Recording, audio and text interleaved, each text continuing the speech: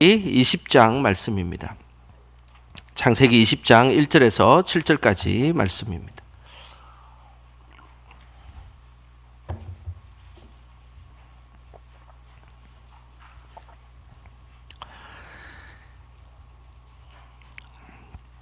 창세기 20장 1절에서 7절까지 우리 한 목소리로 말씀 읽겠습니다.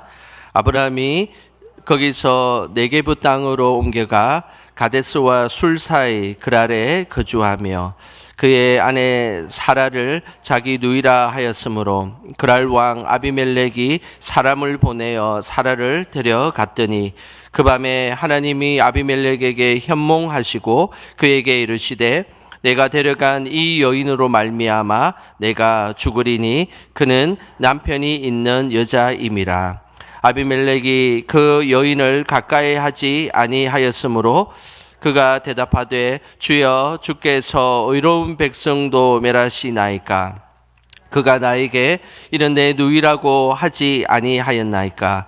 그 여인도 그는 내 오라비라 하였사오니 나는 온전한 마음과 깨끗한 손으로 이렇게 하였나이다.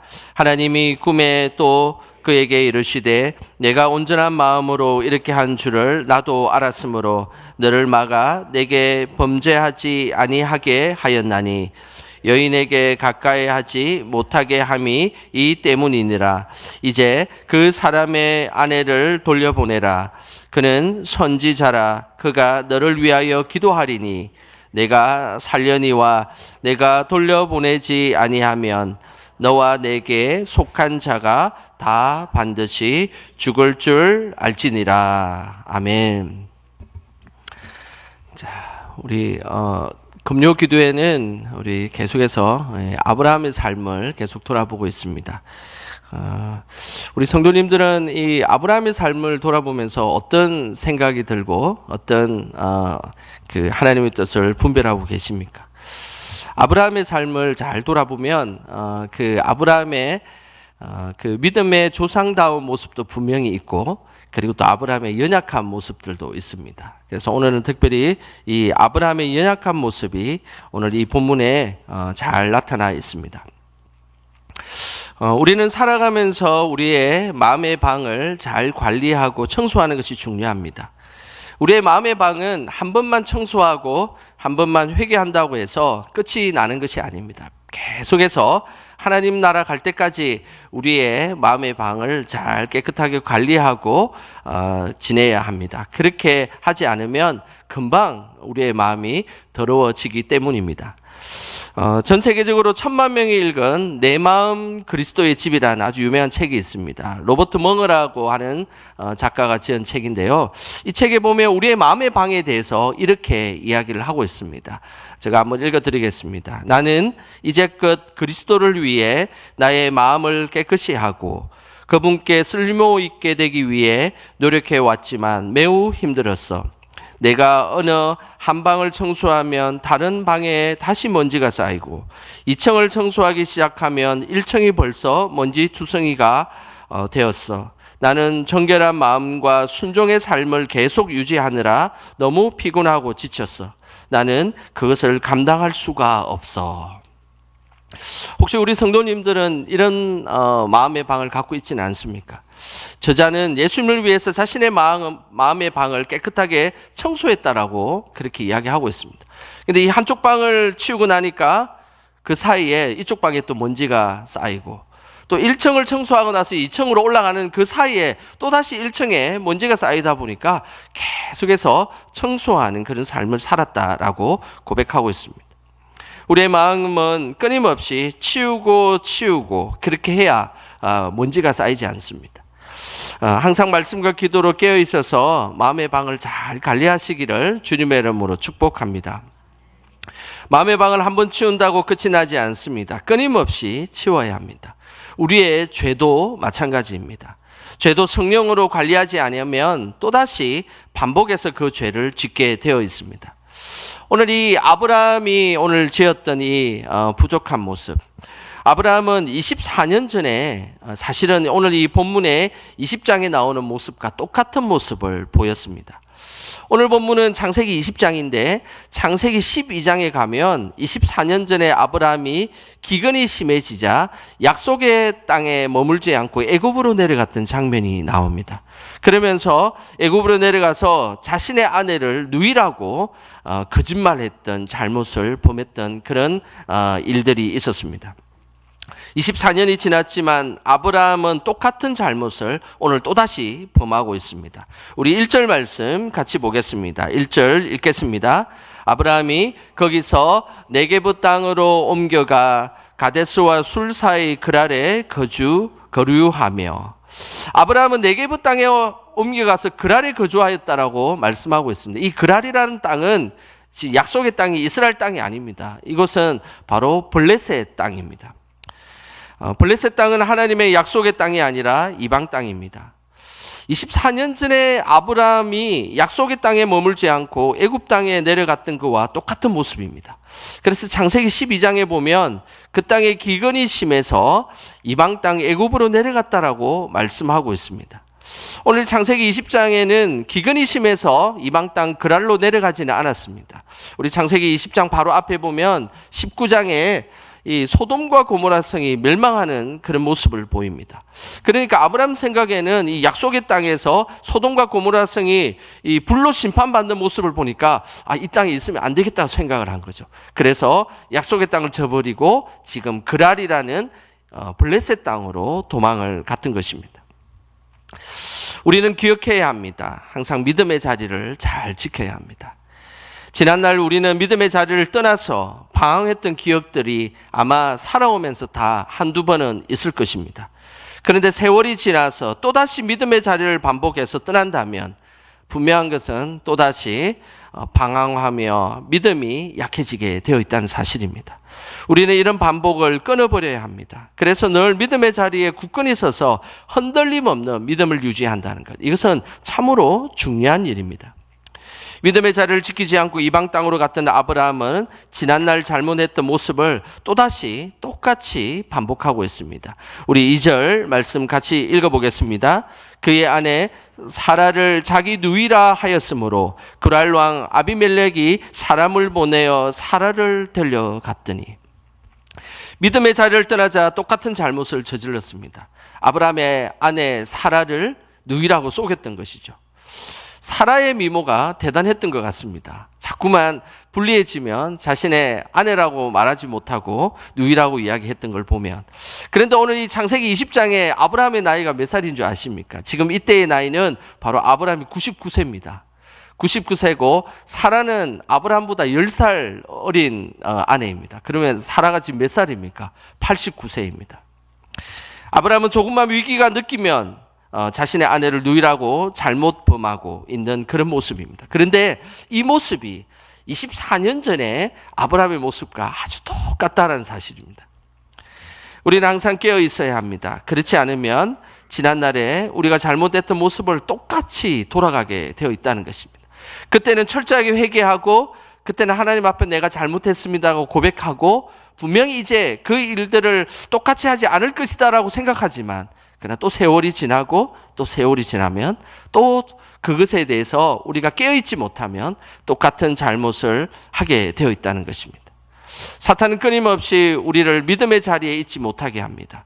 회개하고 잘못을 돌이켜도 금방 사탄은 우리의 자리를 죄의 자리로 다시 돌이키는 그런 모습을 보이게 된다는 것입니다.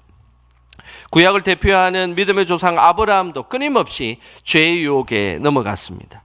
신약에서도 미어듬 좋다고 하는 사도 바울 역시도 끊임없이 그의 삶에도 죄의 유혹에 의해서 힘들어했던 그런 모습들이 성경에는 곳곳에서 나옵니다. 로마서 7장 19절과 24절 우리 화면을 보시면서 함께 읽어보겠습니다. 내가 원하는 바 선은 행하지 아니하고 도리어 원하지 아니하는 바 악을 행하는도다. 오라 나는 공고한 사람이로다. 이 사망의 몸에서 누가 나를 건져내랴. 사도 바울은 끊임없이 선과 악이 싸운다는 사실을 알고 있었습니다. 선을 행하는 것이 그것이 하나님 뜻인 것을 알고 있음에도 불구하고 여전히 아브라함은 악을 행하고 있는 자신의 모습을 돌아보게 되어 있습니다.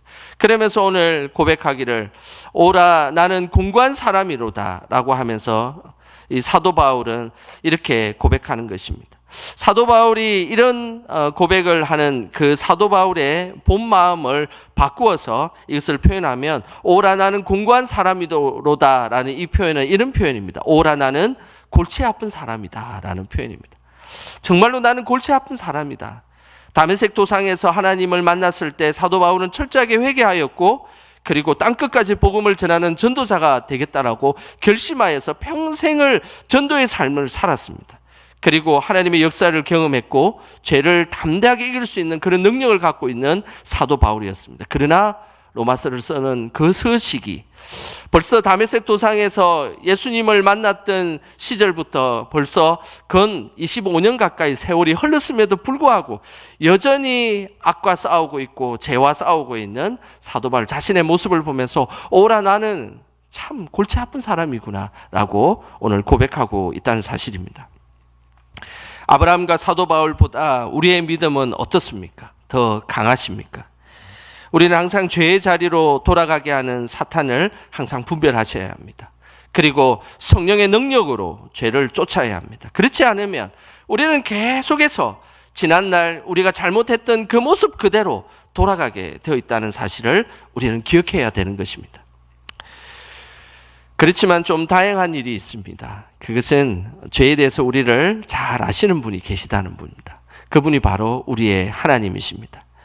우리는 끊임없이 죄를 짓고 회개하고 그리고 또 세월이 지나면 그 죄를 짓지 않을 거라 생각하지만 또 똑같은 죄를 짓고 있지만 그러나 그 죄의 쇠사슬을 끊어주시고 우리의 삶에 개입하시는 분은 바로 우리의 하나님이십니다. 아브라함이 24년 전에 했던 똑같은 죄를 지을 그때에 바로 하나님께서 또다시 나타나셔서 이 문제를 해결해 주셨습니다. 3절 말씀입니다. 우리 같이 함께 읽겠습니다. 그 밤에 하나님이 아비멜렉에게 현몽하시고 그에게 이르시되 내가 데려간 이 여인으로 말미암아 내가 죽으리니 그는 남편이 있는 여자임이라. 하나님은 문제가 발생하자 오늘 성경에는 그 밤에라는 표현을 쓰고 있습니다. 이 그 밤에는 바로 아브라함이 아비멜렉에게 자신의 아내를 주었던 바로 그날 그 밤이었습니다. 하나님은 지금 아브라함이 하나님 앞에서 잘못하고 있는 그 순간에 하나님은 바로 즉각적으로 나타나셔서 지금 이 문제를 해결하고 계신다는 사실입니다. 그래서 그 밤은 바로 그 날, 그 문제가 있었던 날입니다. 우리가 죄를 짓는 그 순간, 그리고 우리가 하나님 앞에 범죄하는 그 순간, 하나님 앞에 부족함으로 쓰러지고 넘어지는 그 순간에 하나님은 우리에게 찾아와 주셔서 바로 그날 우리에게 개입하셔서 우리를 다시 믿음의 자리로 그리고 하나님께서 원하는 자리로 돌이켜 주신다는 사실입니다. 하나님은 그 밤에 나타나셔서 아비멜렉에게 사라를 손대지 말라라고 말씀하였습니다.